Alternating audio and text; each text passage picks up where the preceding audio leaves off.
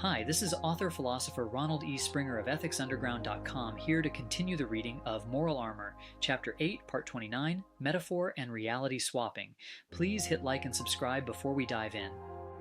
We hear speakers and read articles that weep for the whip-driven slaves chained to their jobs, who then propose legislation that will put real chains on the country's employers, forcing involuntary conformance to cowardly demands.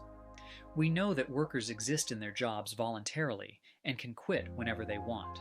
We know that employers can offer a position and a salary to those qualified, and we can accept it or say no, neither has the right to resort to force.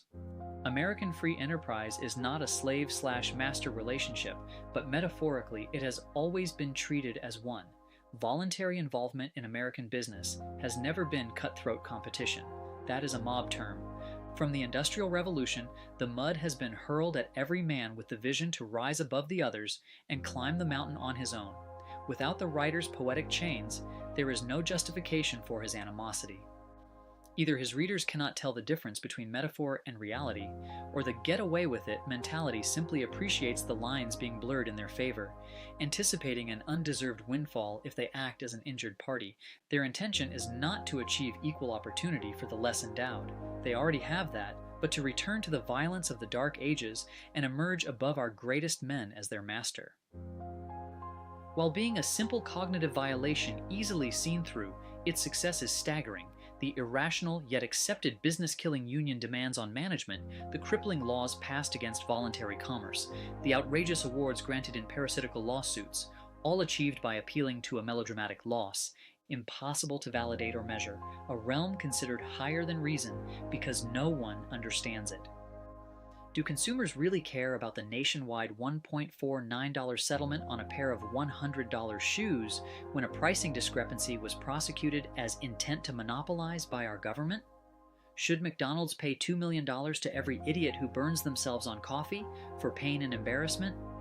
To nurse their delicate psychological health after a stressful and emotional chase, believe it or not, should police officers be encouraged to beat every motorist to death who takes too long to pull over?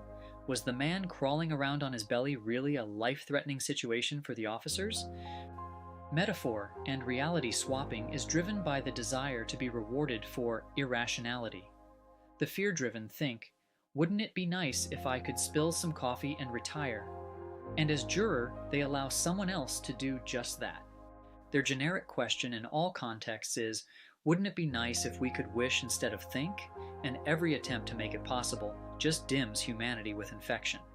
In one moment, such jurors cause patiently, carefully accumulated capital to be dislocated into channels that will further short-range irrational goals instead.